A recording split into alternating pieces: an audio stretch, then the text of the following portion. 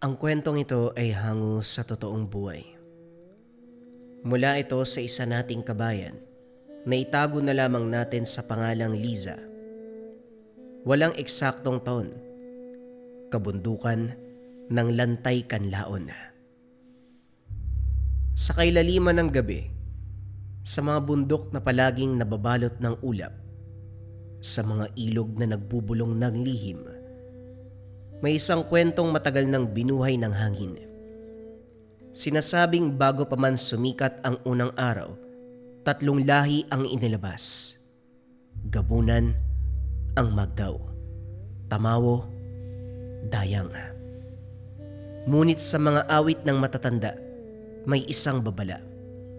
Kapag ang dugo ng mga lahi ay nagsanib, isang bagong puso ang isisilang, pusong magdadala ng kapahamakan o kaligtasan. Kaya naman iginalang ng bawat angkan ang kasunduan, maigpit nilang iniiwasan ang pag-iisang dugo. Ngunit gaya ng lahat ng pinagbabawal, merong mga pusong hindi kayang gapusin ng takot at ng kasunduan.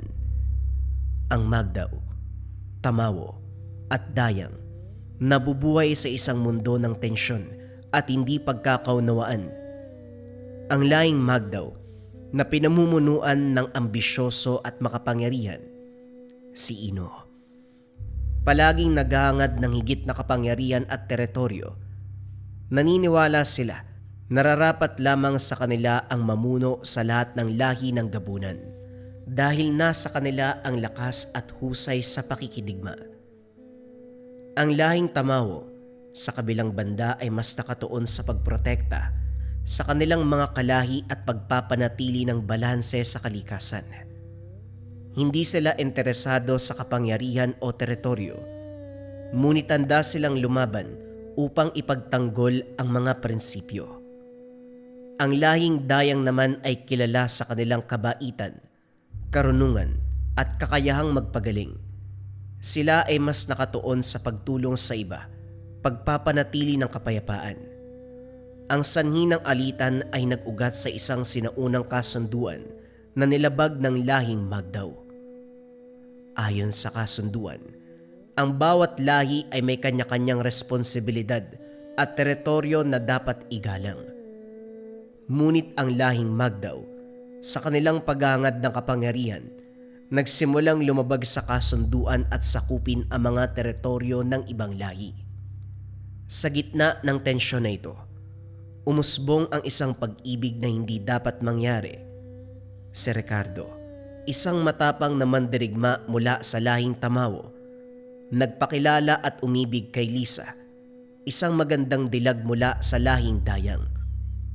Sa kabila ng kanilang pagkakaiba, natagpuan nila ang isang malalim na koneksyon at pagkakaintindihan. Habang lumalalim ang kanilang lihim na pag-iibigan, hindi na nila napansin na dumarami ang mga kakaibang pangyayari sa paligid. Sa bawat gabi ng kanilang pagtatagpo, may mga anino na tila sumusunod sa kanila. At ang mga alo ng ilog ay nagdadala ng mga bulong na parang tinig ng mga anino na nagbababala. Isang gabi, sa ilalim ng kabilugan ng buwan, nagtagpo sila sa paboritong lugar. Isang lumang balete na nakatindig sa tabi ng ilog. Ang malamig na simoy ng hangin ay tila may dalang kaba. Habang magkahawak sila ng kamay, biglang tumahimik ang paligid. Wala ng kuliglig, wala ng ibon, tanging tunog ng agos ng ilog ang naririnig. Ricardo, parang may kakaiba.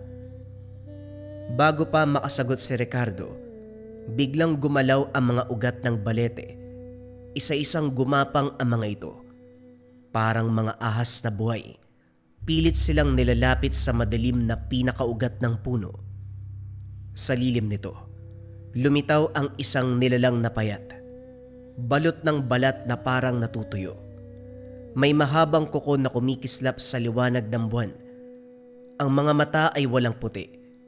Tanging itim na butas na tila sumisipsip ng liwanag.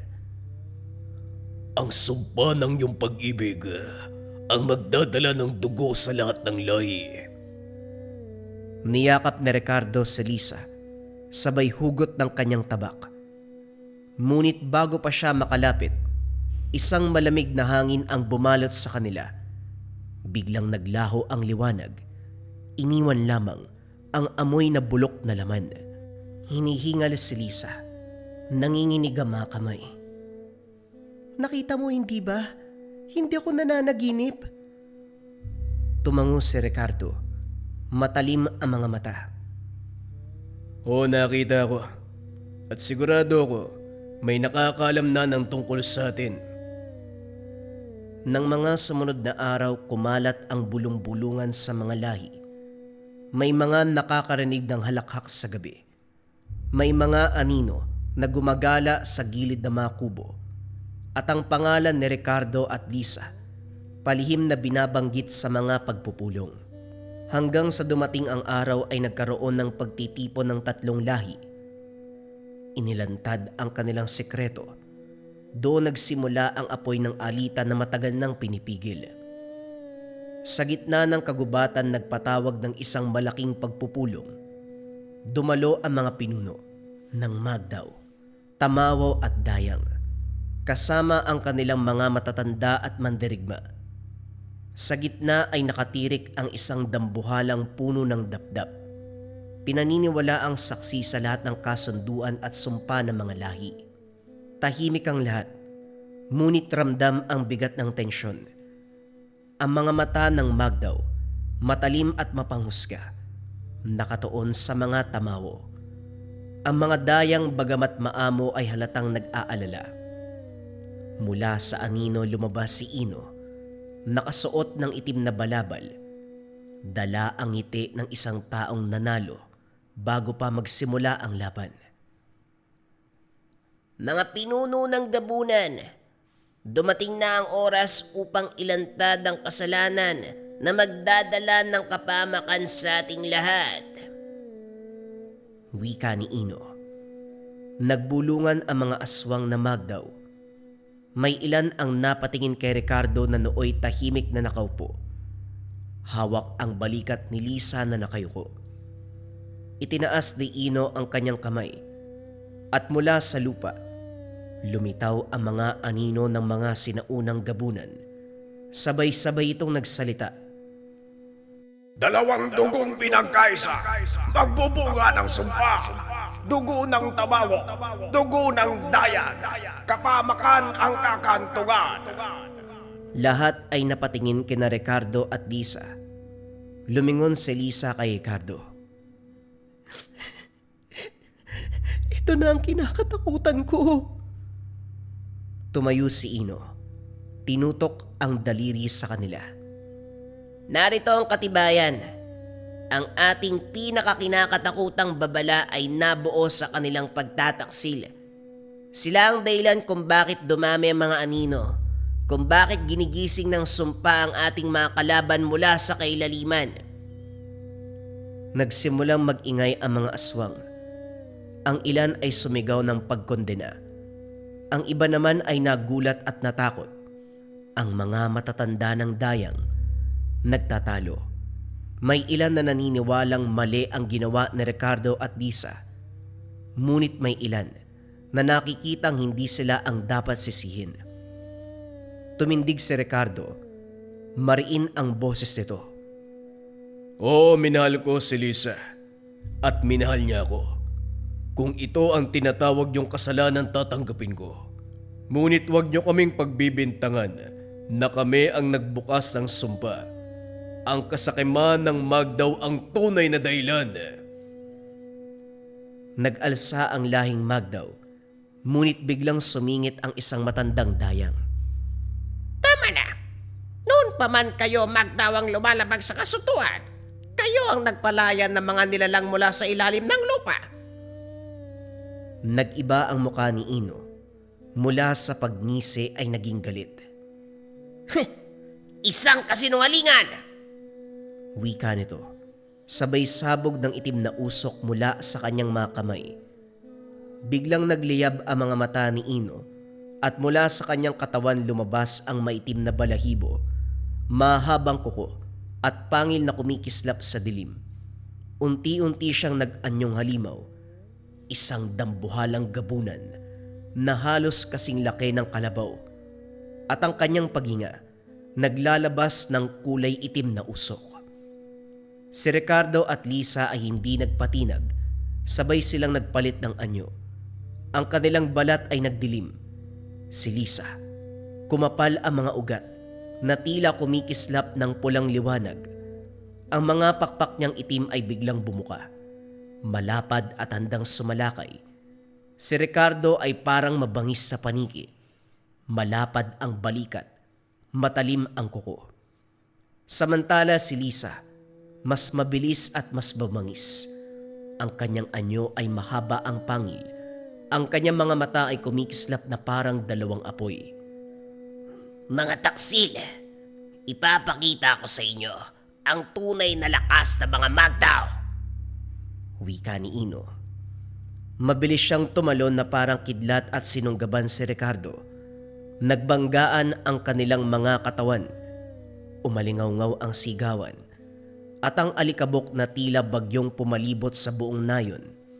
Kaagad namang sumugod si Lisa. Dumaan sa likuran at sinunggaban ang buntot at batok ni Ino. Ngunit inalog lamang ito ng dambuhalang nilalang. Tumilapon si Lisa sa puno. Nabali ang mga sanga, pero kaagad siyang bumangon. Duguan ngunit mas mabangis. Si Ricardo ay gumante. Inundayan si Ino ng matalim na kuko sa tagiliran. Tumilapon ang dugo na parang nagbabagang langis. Umalingaw-ngaw ang nakakabinging alulong ni Ino nang tumilapon ang kanyang dugo. Ang lupa ay nagbitak at mula sa mga bitak umagos ang maitim na usok na tila mga kaluluwang nakakulong. Walang makakapigil sa akin. Sa isang iglap, lumaki pa ang kanyang katawan. Kumapalang balahibo. Ang mga pangil ay parang naging matalim na sibat. Sumugod siyang muli at sa lakas ng hampas ng kanyang makuko, gumuho ang ilang kubo sa gilid ng nayon. Si Ricardo, bagaman sugatan hindi umatras, tumalon siya at sumalpok sa batok ni Ino. Bumaon ang kanyang kuko. Pinilipit ang leeg ng halimaw. Ngunit napakabigat ng lakas ni Ino. Isang ikot lamang at natanggal si Ricardo. Tumilapon sa lupa at gumulong sa alikabok. Samantalang si Lisa ay dumapo sa itaas ng isang punong matibay. Ang mga pakpak ay kumakalampag. Naglabas ng malakas na ihip ng hangin. Sa galit, ang kanyang mga mata ay nagliyab ng pulang apoy.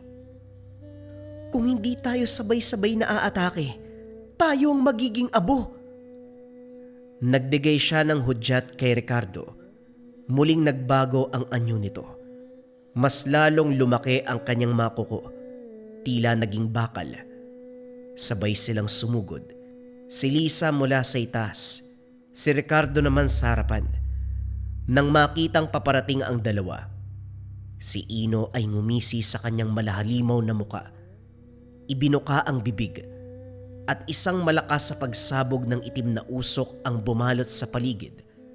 Ang buong nayon ay nilamon ng kadiliman at ang tanging maririnig, ang mga dagungdong ng kanilang banggaan, ang mga nakakapangilabot na alulong ng halimaw. Ngunit sa gitna ng usok, biglang kumislap ang dalawang anino, si Ricardo at Lisa, sabay na sumunggab sa dibdib ni Ino. Bumaon ang kanilang mga kuko at pangil. Mula sa gitna ng makapal na usok, narinig ang mabigat na pag-ungol ni Ino. Ang dambuhalang katawan ay sugatan. Ang isang mata ay wala na. Ang kanyang dibdib, mas malalim na sugat.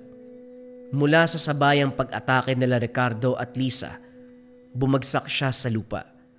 Yumanig ang paligid. Napalod na tila nanghihina. Dumagungdong ang kanyang tinig. Hingal na hingal. Hindi pa rito matatapos. Bumuga siya ng alon ng itim na usok upang takpan ang kanyang pag-urong. Sa isang iglap, Nawala ang dambuhalang anyo. Nagbalik sa hubog ng tao, ngunit ang kanyang katawan ay balot ng sugat at dugo. Dahan-dahan siyang umatras. Ang kanyang mga mata ay kumikislap ng galit at pangakong paggiganti. Si Ricardo ay humihingal. Nagtangka pang habulin, ngunit pinigilan siya ni Lisa. Hindi na ngayon. Hayaan mo siyang mabuhay sa kanyang sugat. Pero tandaan mo, ang mga katulad niyang halimaw ay hindi sumusuko. Babangon siya at siguradong mas mabangis pa. Mula sa dilim, narinig pa ang tinig ni Ino. Mahina ngunit nakakakilabot. Babalik ako. At sa aking pagbabalik, ang buong lahi niyo ang babagsak. Tuluyang naglaho ang kanyang anyo sa ilalim ng usok. Iniwan ang nayon na basag, duguan, nanginginig sa takot. Si Ricardo at Lisa ay nanatiling nakatayo, sugatan ngunit matatag. Nakamasid sa direksyong tinahak ni Ino. Sa kanilang mga mata, alam nilang hindi pa tapos ang laban at ang pagbabalik ni Ino ay magdadala ng mas malaking kapamakan. Matapos maglaho ni Ino sa makapal na usok, bumagsak sa lupa sina Ricardo at Lisa. Parehong sugatan at halos maubusan ng lakas. Ang mga sugat ni Ricardo ay malalalim, tila ba sinunog ng itim na dugo ni Ino. Si Lisa naman, may bali sa kanyang braso, ngunit pinipilit pa rin niyang makatayo. Lumapit ang mga dayang, kasama ang ilang matatandang pinuno ng lahing Tamawo. Bitbit nila ang mga sagradong halamang gamot at sisidlan ng tubig na may banayad na liwanag. Isa sa kanila ang yumuko at nagsalita. Ang laban ninyo ay hindi pa tapos. Ngunit hindi rin kayo nag-iisa. Ang kasunduan ng ating mga ninuno ay dapat muling buuin. Tamawo at Dayang, isang laban sa dilim. Nagsilapit ang dalawang lahi. Ang mga Tamawo ay naglatag ng mga sagradong anting-anting, habang ang Dayang nag-alay ng kanilang mga dasal at awit. Sa gitna ng liwanag ng buwan, nagsanib ang kanilang kapangyarihan. Bumuo ng isang bilog na proteksyon sa paligid nila Ricardo at Lisa. Unti-unting gumaling ang mga sugat ng dalawa. Ang bali sa braso ni Lisa ay naghilom at ang mga paso ni Ricardo unti-unting nagsara. Sa bawat dasal at awit ng mga dayang, may liwanag na pumapasok sa kanilang mga katawan. Pinapalakas ang kanilang loob. Hindi ko akalaing tutulungan niyo po kami. Kapag bumagsak kayo, babagsak din kami. Ang dilim na dala ni Ino ay hindi lamang laban nyo. Ito ay laban ng lahat ng lahi. Wika ng pinuno ng Tamawo. Kung ganun mula ngayon, iisa na tayo. Wala nang Tamawo, wala nang Dayang. Ang meron lang, mga magtatanggol laban sa pagbabalik ni Ino. Nag-alulong ang magkabilang lahi. Nagliyab ang mga mata ng mga dayang. Sa kanilang sabayang panata, nabuo ang bagong kasunduan ng dugo at liwanag. Isang alyansa upang protektahan sina Ricardo at Lisa. At higit sa lahat, upang ihanda ang sarili sa pagbabalik ng halimaw na si Ino. Makalipas ang ilang mga araw matapos ang paghilom ng kanilang mga sugat, nakaupo sina Ricardo at Lisa sa gilid ng isang burol na tanaw ang buong baryo. Ang mga apoy ng sulo ay kumikislap sa ibaba at ang mga Tamawo at Dayang patuloy na nagbabantay. Tahimik ang paligid maliban sa huni ng kuliglig at mahinang hampas ng hangin. Si Ricardo ay nakayuko. Hawak ang kanyang dibdib na may bakas pa ng sugat. Lisa, kung magbabalik si Ino, hindi lang tayong mapapahamak, maging ang lahi natin. Tumingin sa kanya si Lisa. Ang mga mata ay seryoso. nangingislap sa ilalim ng buwan. Alam ko, ang bawat laban natin mas lumalakas siya. Kung dito natin siya haharapin, baka maubos ang Tamaw at Dayang bago pa natin siya mapigilan. Sandaling katahimikan. Ang kanilang mga mata ay nagtagpo. Pareho nilang alam ang pagpapasya. Lumayo tayo. Dalhin natin ang laban sa malayo. Kahit pa ang ibig sabihin nito, iiwanan ng ating mga kasama. Hindi natin sila iiwan. Poprotektahan lang natin sila. Sa ibaba, napansin ng ilang matatanda ang kanilang pag-uusap at lumapit. Ang matandang Dayang, nakikinig at tahimik na tumango. Kung yan ang inyong pagpapasya, susuportahan namin kayo. Pero palagi niyong tandaan, ang paglayo ninyo, hindi na kayo basta mandirigma. Kayo na ang magiging panangga ng lahat. Ang bigat ng tungkuling ito, wala nang atrasan. Huminga ng malalim si Ricardo, tumayo at tinignan ng baryo. Handa ko itong tanggapin, basta ang ating lahi ay mabuhay. Hinawakan ni Lisa ang kamay niya.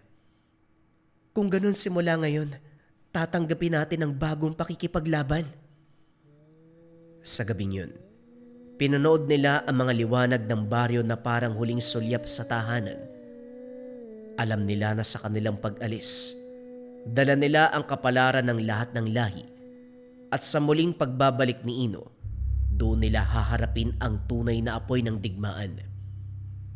Bago sumikat ang araw, tinipon ng mga Tamaw at Dayang ang buong baryo sa gitna ng malawak na bakuran. Sa gitna ay nakatayo si Ricardo at Lisa. Nakasuot ng itim na balabal na may nakaborda, sinaunang mga simbolo. Sa kanilang paligid, nakapalibot ang matatanda. Hawak ang mga sisidlan ng apoy at mga sagradong mga gamit. Ang matandang Dayang ay humakbang pasulong. Bitbit ang isang mangkok na may tubig na kumikislap na parang pilak. Itinaas niya ito at nagsalita. Ngayong gabi, ibinibigay namin sa inyo ang basbas ng ating mga ninuno. Ricardo at Lisa, kayo ang magiging panangga. Kayo ang tagapagpadala ng ating kapalaran. Lumapit ang isang pinuno ng Tamaw. Dala ang isang lumang sibat na matagal nang nakatago sa kanilang altar. Inabot niya ito kay Ricardo. Ito ang sibat ng ating mga ninuno. Hindi ito basta sandata. Ito ay tanda na sa bawat hampas mo, dala mo ang lakas ng ating lahi. Si Ricardo ay yumuko. Tinanggap ang sibat. Marahang pinahira ng kanyang sariling dugo ang dulo nito. Tanda ng panata. Kasunod nito, si Lisa naman ay nilapitan ng 3 batang Dayang na umaawit ng mga ritmo. Ibinigay nila sa kanya ang isang kwintas, nayari sa buto at bato, kumikislap sa ilalim ng buwan. Kwintas ito ng bantay liwanag. Kapag dumilim ang iyong daan, ito ang magbibigay gabay. Ngunit higit sa lahat, ito'y magpapaalala sa iyo na hindi ka nag-iisa. Nang sandaling yun, sabay-sabay na itinaas ng mga Tamaw ang kanilang mga sandata at ang mga Dayang nagsinde ng apoy na pumalibot sa bilog. Sabay-sabay nilang binigkas. Sa dugo at liwanag, tayo ay iisa. Ricardo at Lisa, isinusugo namin kayo upang dali ng laban sa malayo. Hanggang sa inyong pagbabalik, kami ay mananalangin. Tumayo sina Ricardo at Lisa, parehong matatag ngunit may bigat sa kanilang mga puso. Humarap sila sa buong baryo at sabay na nagsalita. Sa inyong basbas kami ay lalaban. Para sa inyo, para sa ating lahat. Sa pagtilaok ng unang manok, nagsimulang lumakad sina Ricardo at Lisa palayo sa baryo. Ang liwanag ng araw ay unti-unting sumisilip, tila nagsisilbing gabay sa kanilang daan. Sa likod nila, Nakatanaw ang buong lahi, Tamawo at Dayang. Habang ang dalawa ay tuluyang nilalamon ng liwanag ng umaga, matapos ang basbas ng kanilang mga lahi, naglakad sina Ricardo at Lisa patungo sa ilagang bahagi ng kagubatan. Ang daan nila ay tila walang katapusan. Makapal ang mga puno, malamig ang hangin, at bawat takbang may kasamang panginginig ng lupa. Habang sila ay naglalakad, napansin ni Lisa ang kakaibang katahimikan. Walang huni ng ibon, walang kaluskos ng hayop, parang patay ang buong kagubatan. Ricardo, may nagmamasid sa atin. Huminto si Ricardo. Maigpit ang hawak sa sibat na pinagkalob sa kanya. Handa ka na ba? Hindi pa nagsisimula ang ating tunay na laban. Mula sa ilalim ng lupa, may narinig silang kalabog.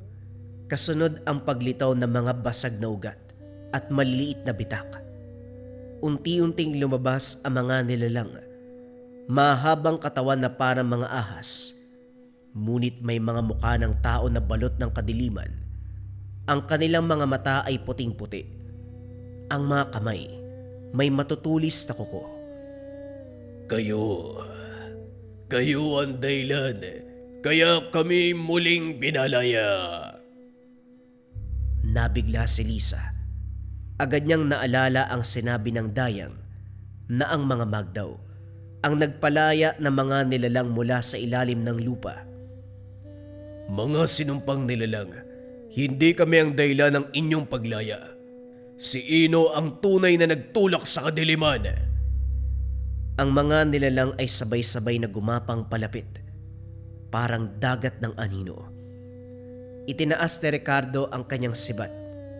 Biglang kumislap ng bughaw na liwanag. Sa bawat ikot ng sibat, lumilika ito ng bilog na hadlang na pumipigil sa paglapit ng mga nilalang. Samantala, si Lisa ay nagbukas ng kanyang pakpak at lumipad sa itaas. Itinaas niya ang kwintas sa ibinigay ng mga dayang. Mula rito kumalat ang maliit na sinag ng liwanag na nagdudulot ng hapdi sa mga nilalang. Kung kayo'y sinumpa ng lupa, kami ang magiging apoy na maglilinis sa inyong kadiliman. Nagumpisa ang sagupan. Si Ricardo ay humahampas ng sibat. Bawat tama nagiging apoy na sumusunog sa laman ng mga limaw. Si Lisa naman ay kumikilos sa ere. Bumabagsak mula sa itaas na parang palaso. Pinupunit ang kanilang mga anino. Ngunit habang lumalaban sila, mas dumarami ang mga nilalang. Ang lupa ay lalo pang bumibiyak. At mula sa kailaliman ay may lumabas na mas malaki. Isang dambuhalang halimaw na may 4 na muka. Sabay-sabay na nakangisi. Sabay-sabay na umuungol. Lisa, mukhang ito pa lang ang simula ng pagbabalik ni Ino.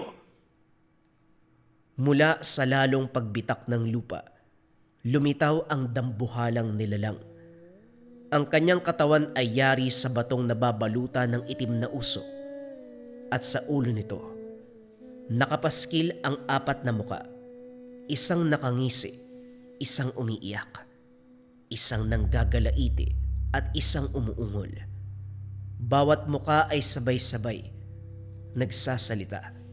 Ang kanyang tinig ay umaalingaw-ngaw na parang kulog na may kasamang iyak ng libo-libong kaluluwa. Ako ang Apungal, ang tagapagpadala ng hiyaw ng isinumpa sa pagbabalik ng aming Panginoong Ino. Kayo ay mamamatay. Nanginginig ang lupa. Sa bawat takbang ng dambuhalang nilalang, ang mga maliliit na halimaw na gumagapang mula sa ilalim ng lupa, biglang yumuko. Naglaho sa kanyang paligid. Parang siya ang kanilang tunay na hari. Si Ricardo, humigpit ang hawak sa sibat. Ramdam ang bigat ng presensya ni Apungal. Lisa, hindi na ito basta nilalang. Isa itong sugo ni Ino. Si Lisa ay nakalutang sa ere. Kumikislap ang kwintas sa kanyang leeg. Kung siya ang tagapagpadala ng hiyaw, tayo ang magiging katahimikan. Tayo ang wawasak sa kanya. Sabay nilang hinarap ang dambuhalang halimaw. Nagsimula ang sagupan. Ang sibat ni Ricardo na kumikislap ng bugaw na apoy laban sa katawan ng bato at ang mga pag-atake ni Lisa mula sa himpapawid na tumatama sa apat na muka ng halimaw. Ngunit bawat sugat na kanilang naidulot, kagad naghihilom at bawat hiyaw ni Apunggal nagiging alon ng puwersang umaalog sa kanilang katawan na halos magpatumba sa kanila. Sa bawat sigaw ng apat na muka, ramdam nila na ito ay hindi ordinaryong laban. Ito ay pagsubok na pinadala ni Ino upang masukat ang kanilang lakas bago pa dumating ang kanyang pagbabalik. Umugong ang kagubatan sa bawat paghiyaw ng apat na mukha ni Apunggal. Ang nakangisi ay naglalabas ng nakakabinging halakhak. Ang umiiyak ay lumilikha ng baha ng luha na nagiging itim na ilog. Ang nanggagalit ay bumubuga ng apoy at ang umuungol ay nagdudulot ng lindol sa bawat sigaw. Si Ricardo, humarap sa dambuhalang nilalang, hawak ang sibat na kumikislap sa bughaw na liwanag. Tumalon siya, inundayan ang dibdib, ngunit sa lakas ng bato nitong katawan, bahagya lamang ang naging tama. Sa isang hampas ng malaking kamay tumilapon siya at bumagsak sa lupa. Samantalang si Lisa ay lumipad, gamit ang bilis ng kanyang pakpak. Bumulusok siya mula sa itaas, tinuhog ng kanyang kuko ang isang muka, ang umiiyak. Napasigaw ang halimaw at sa sandaling yun, nakita nilang mahina pala ang bawat muka kapag inaatake ng hiwa-hiwalay.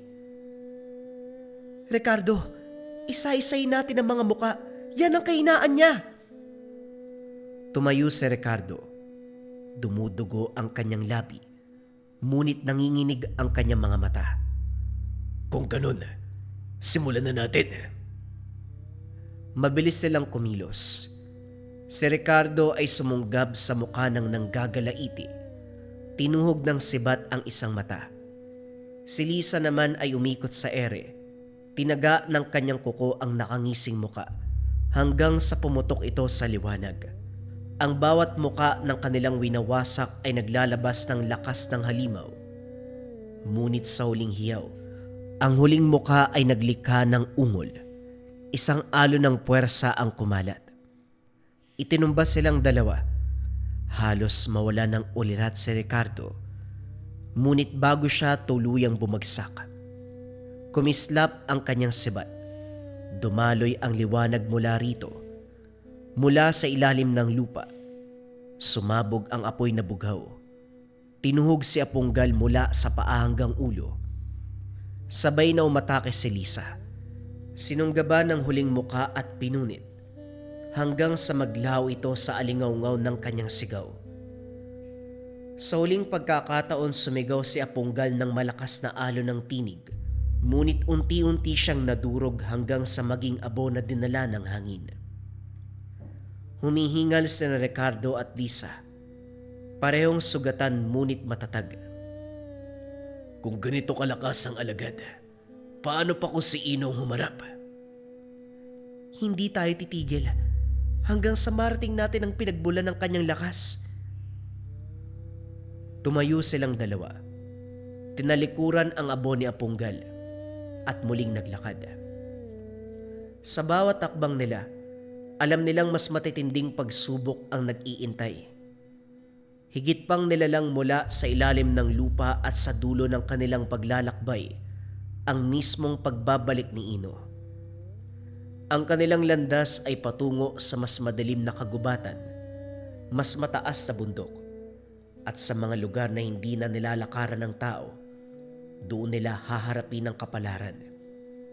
Hindi lang para sa kanila, kundi para sa lahat ng kalahi. Nagpatuloy sina Ricardo at Lisa sa ilagang kagubatan. Ilang araw silang naglakad. dumaan sa matatarik na bangin at malamig na ilog. Hanggang isang gabi, natagpuan nila ang isang lambat na balot ng hamog.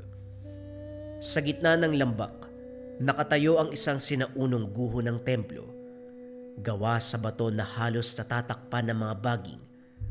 Ang mga pader nito may mga ukit ng muka, mga muka ng tao na tila sumisigaw, umiiyak, nanlilimos ng awa.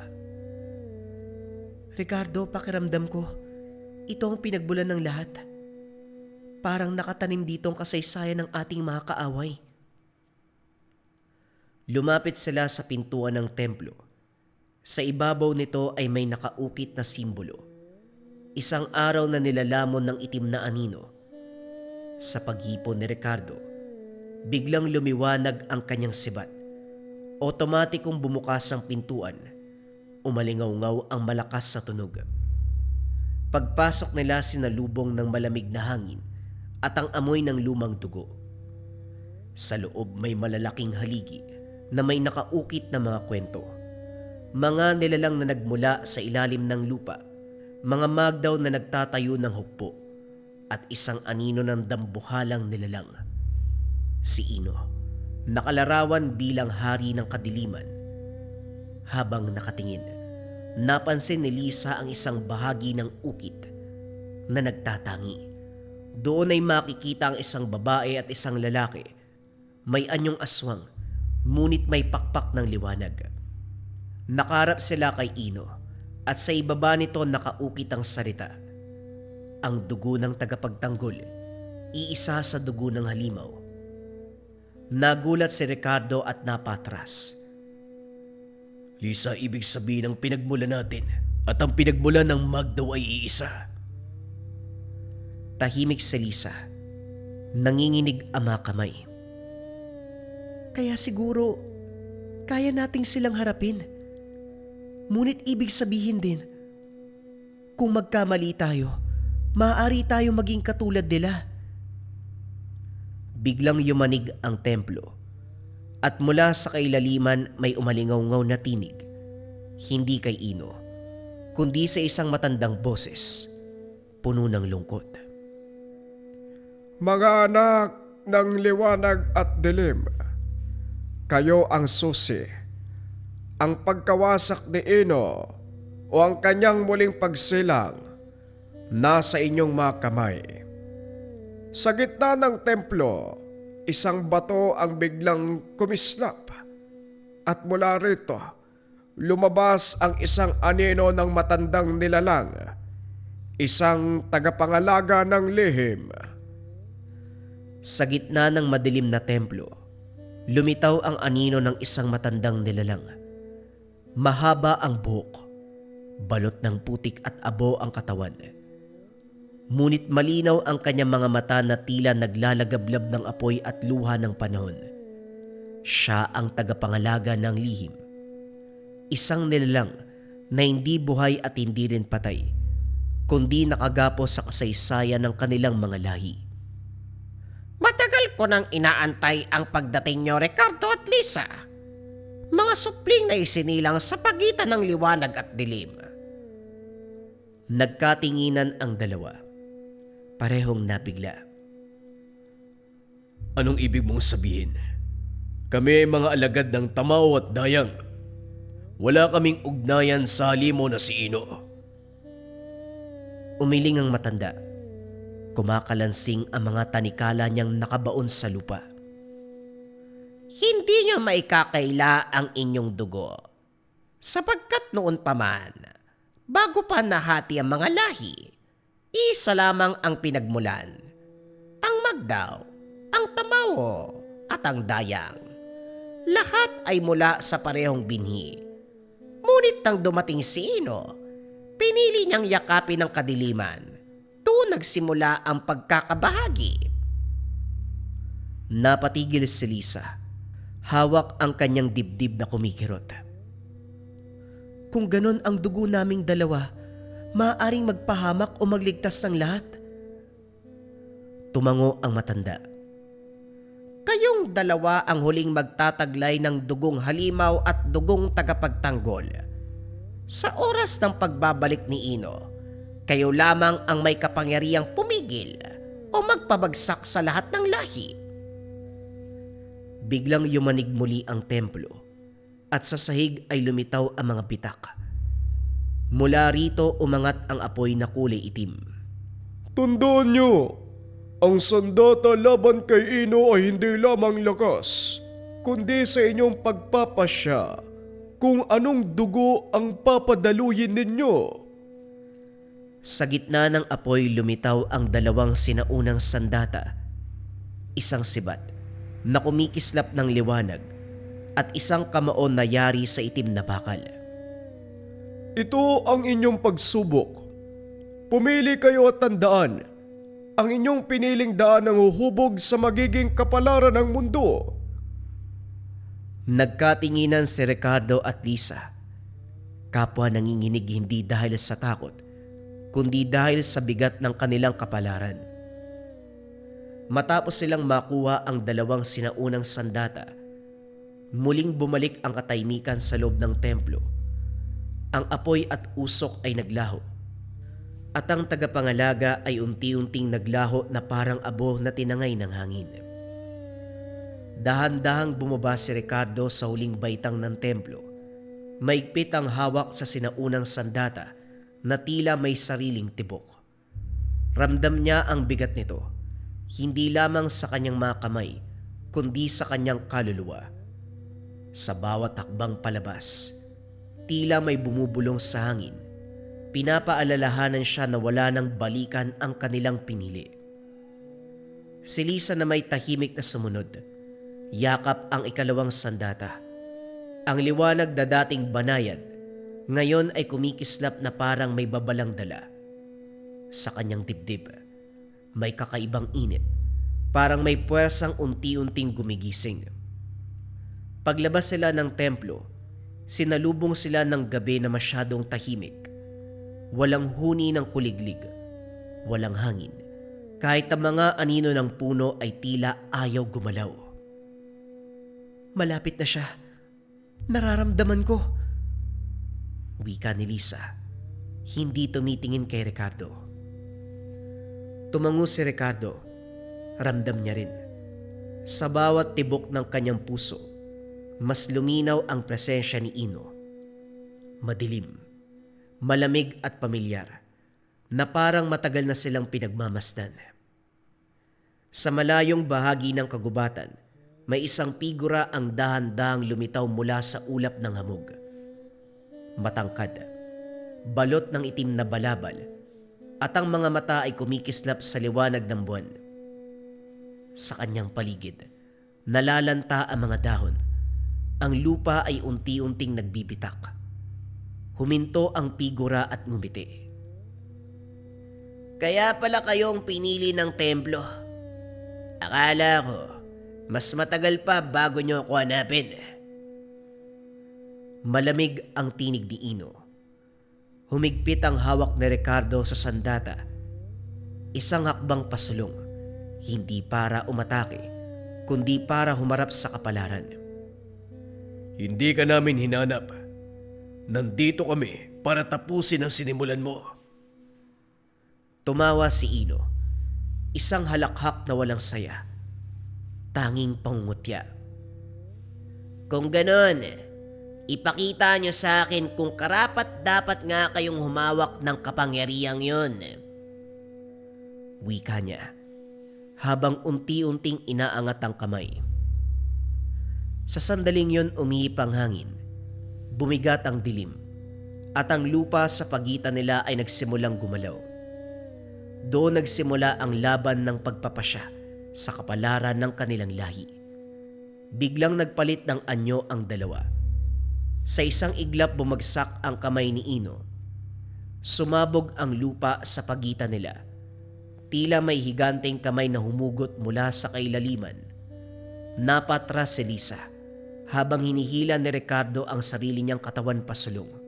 Itinutusok ang sandata sa lupa upang hindi magtagay ng puwersa. Ngayon na! Tumugon ang sandata sa kanyang kamay. Nagliyab ng liwanag. nag-anyong mga simbolong umiikot sa talim. Tumalon siya pasulong, hinati ang hangin, ibinagsak ang unang hampas. Hinarang ni Ino ang atake gamit ang itim na enerhiya na parang salamin.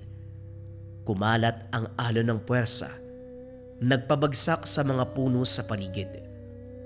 Napangiti si Ino, ngunit sa unang pagkakataon, may bahid ng pagtataka ang kanyang mga mata. Samantala, itinaas ni Lisa ang kanyang sandata. Ang liwanag nito ay hindi marahas, bagkus ay tahimik ngunit mapanira. Pumikit siya, at sa isang bulong na tila dasal at sumpa, pinakawalan niya ang kapangyarihan. Mula sa lupa umusbong ang mga anino na hugis kamay, kumapit sa mga paa ni Ino. Ganyan ba kayo kadesperado? Wika ni Ino, habang unti-unting binibitawan ang pagkakahawak ng mga anino. Ngunit bago pa siya tuluyang makawala, dumula si Ricardo sa tabi niya. Inundaya ng ikalawang hampas. Mas mabilis, mas mabigat. Tumama ito kay Ino. Napatras si Ino ng ilang hakbang. Bumakat ang hiwa sa kanyang balabal at sa ilalim nito, hindi laman ang lumitaw, kundi umiikot na dilim na parang buhay.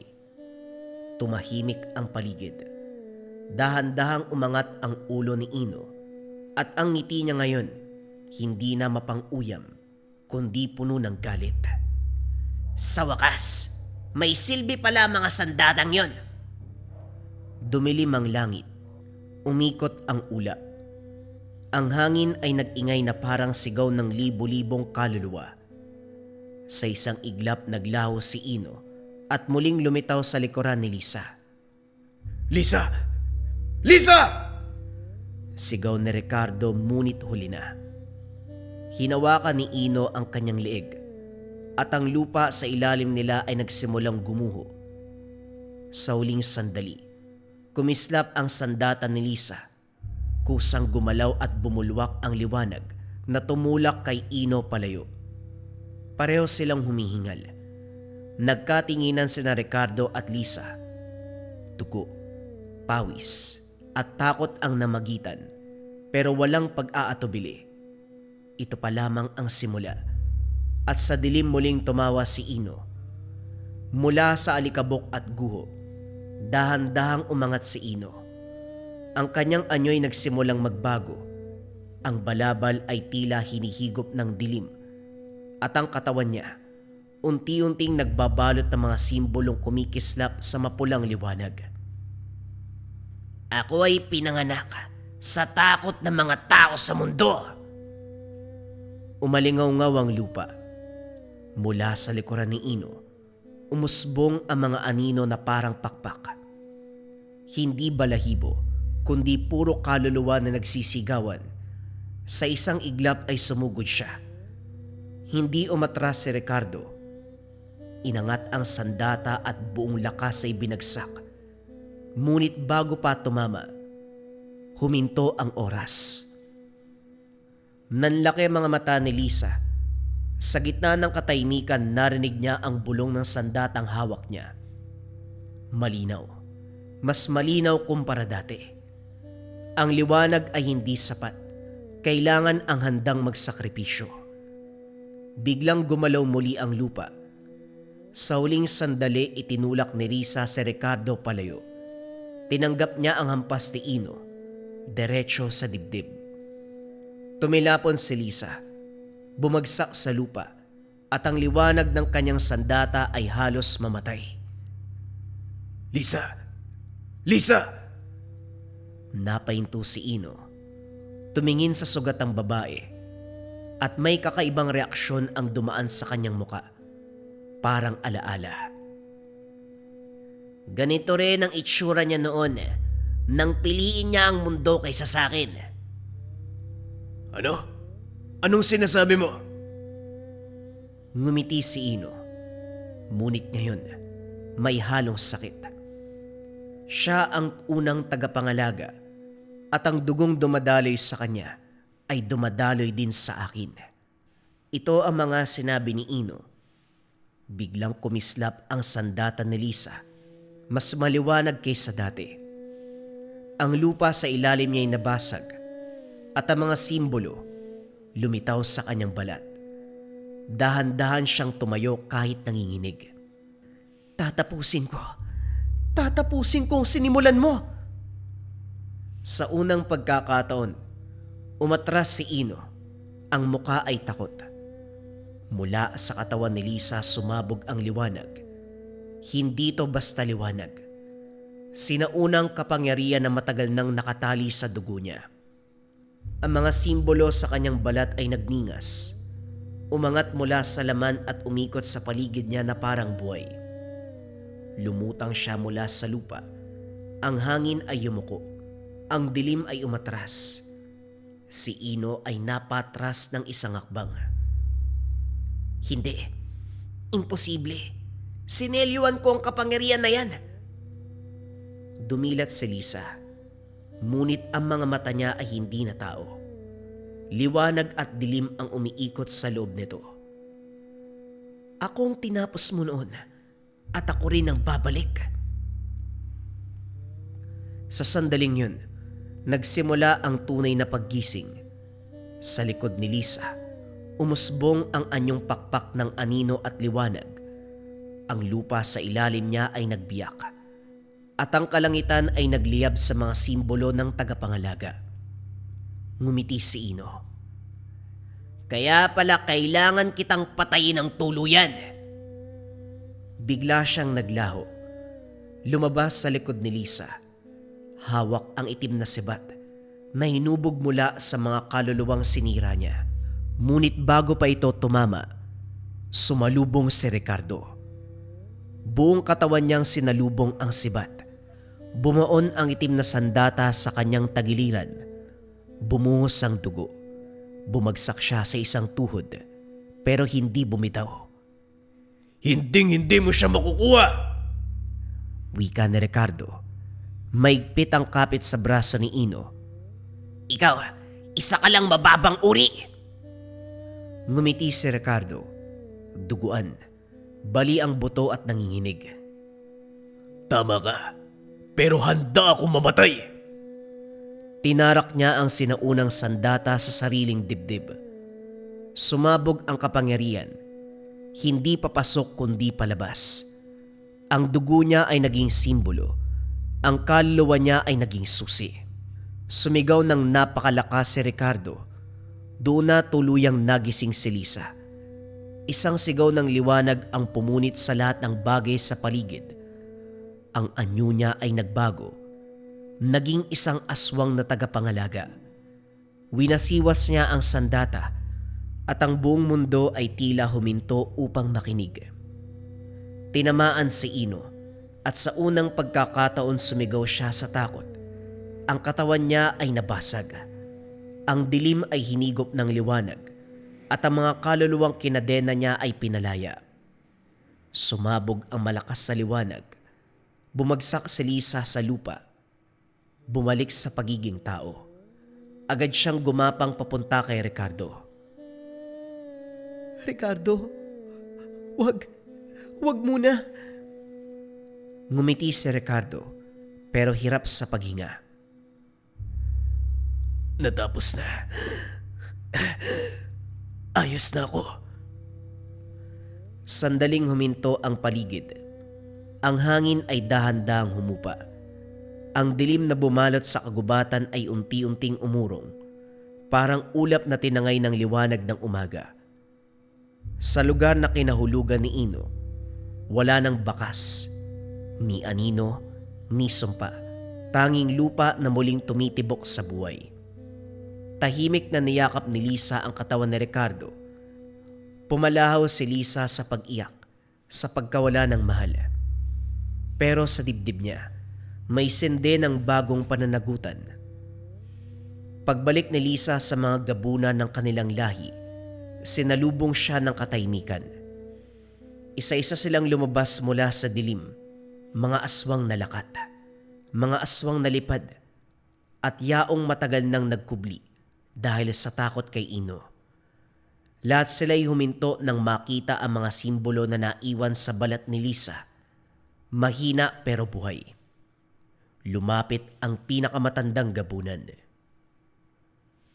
Nasaan si Ricardo? Pinili niya ang lupa para tayo muling makalakad ng walang takot. Isang mahabang katahimikan ang bumalot sa mga gabunan. Pagkatapos ay sabay-sabay silang yumuko. Sa unang pagkakataon sa mahabang panahon, hindi bilang mga halimaw, kundi bilang mga nilalang na muling may dangal. Wala na si Ino. Wala na ang sumpang humahati sa atin. Ang lipad at lakat, hindi na magkaaway. Isa ang bantay ng ating lahi. Isang bulong ang kumalat sa dilim, hindi takot kundi pag-asa.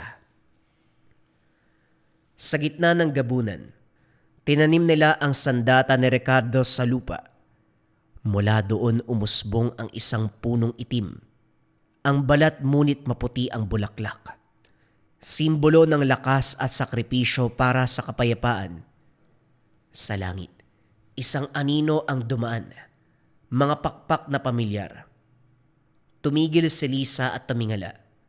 Sa sandaling yun, may marahang tinig na bumulong sa kanya na bantayan mo sila. Ngumiti siyang may luwas sa mga mata. At ikaw, mahal ko, pagpahingayin mo ang lupa. Mula noon nagbago ang alamat ng mga gabunan na may aswang na lakat na laging haligi ng lupa at may aswang na lipad na naging bantay ng langit. Sa tuwing tahimik ang gabi, kapag ligtas ang kanilang lahi, alam nilang may isang sakripisyong hinding-hindi makakalimutan. At sa kasalukuyang panahon, ang mga gabunan ay namumuhay na sa anino ng mundo. Tahimik, patago, at marunong makisalamuha sa mga tao. Sa paningin ng iba, sila'y karaniwang nilalang na dumaan sa lansangan. Ngunit sa ilalim ng kanilang katahimikan, may bagong kasaysayan na hindi maaaring kalimutan. Kasaysayang may isang pangalan na Ricardo.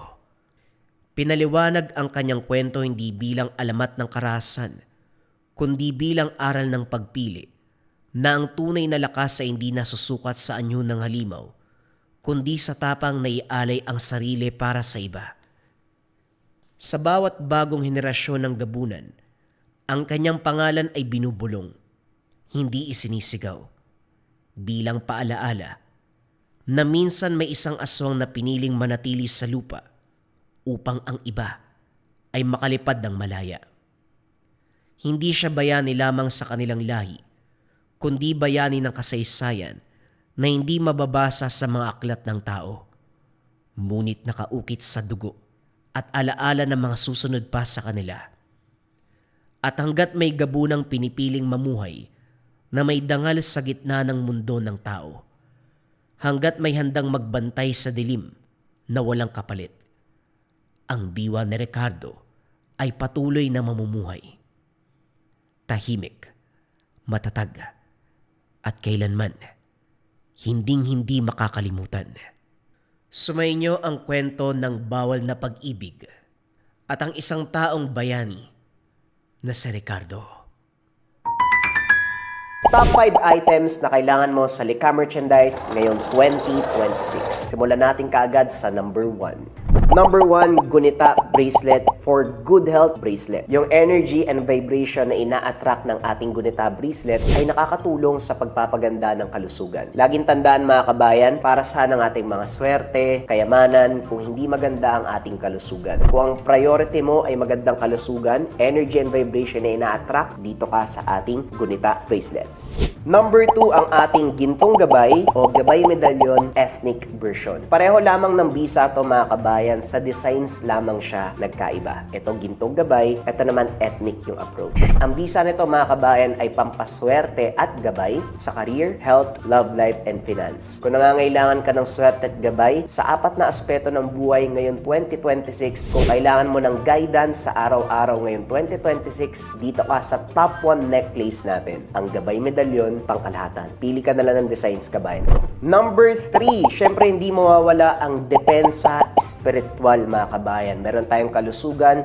at gabay sa araw-araw pero kailangan din natin ng depensa spiritual. Kontra sa lahat ng negative energy, kontra kulam, barang, tigalpo, palipadhangin, usog o kahit anong masamang uri ng sumpa. Ito ang Maracuyo bracelets mga kabayan. Nandito din yung tinatawag nating rebuelta or sumbalik. Kung ano man yung sumpa na ibinigay sa inyo, ibabalik doon sa taong nagbigay. Kaya sobrang trending ng ating Maracuyo. May 4 na kulay kang pagpipilian. Pwede tong lava na may gintong San Benito, pwede tong white na may gintong San Benito, pwede tong brown na ethnic version at black na ethnic version. Pili ka na lang, kabayan ko. Number 4, gintong palay money amulet. Ito bagay na bagay itong coin na to mga kabayan para sa mga tao na ayaw naman na nagsusuot ng kung ano-ano. Baliktaran ng simbolo, ang bisa nito ay pampaswerte sa pera, for dreams manifestation, kung may mga kahilingan ka na gustong matupad ngayon 2026, for abundance and for prosperity. Sobrang simple lang nito, iipit mo lang siya sa wallet mo, dalhin mo lang palagi, ilagay mo sa gabay po lang tela pouch, basta dala-dala mo, let it work for you kabayan. Gintong palay, money amulet. At syempre mga kabayan ko, ang panglima, hindi mawawala ang kaluban de pampaamo. Pampaamo sa tao, pampaamo sa negosyo. Kung feeling mo nasa toxic environment ka kabayan, ikaw lagi yung napapag-initan, laging galit yung partner mo, laging galit yung boss mo, laging galit yung mga katrabaho mo, sa'yo lagi sinisisi ang mga bagay-bagay, magkaluban de pampaamo ka. Pampaamo sa tao, pampaamo sa negosyo. Bagay din to sa mga nasa sales or sa mga tao na palaging merong kausap para mabilis kayong makapagpalagay ng loob ng taong kausap mo. Sobrang simple lang. Itong kaluban, gawa to ng mga katutubo sa Negros, pero may mga sangkap pa ito sa loob. Dadalin mo lang kabayan. Let it work for you. Lagay mo sa bag mo, lagay mo sa bulsa mo, basta dala-dala mo lang palagi. Yon ang ating top 5 items na kailangan mo ngayon 2026 sa Likha Merchandise. Kung interesado ka kabayan, pwede mong i-click yung yellow basket sa baba. Pero if ever na walang yellow basket, i-search mo lang ang shop ng Likha Merchandise. Ingat sa mga scammers.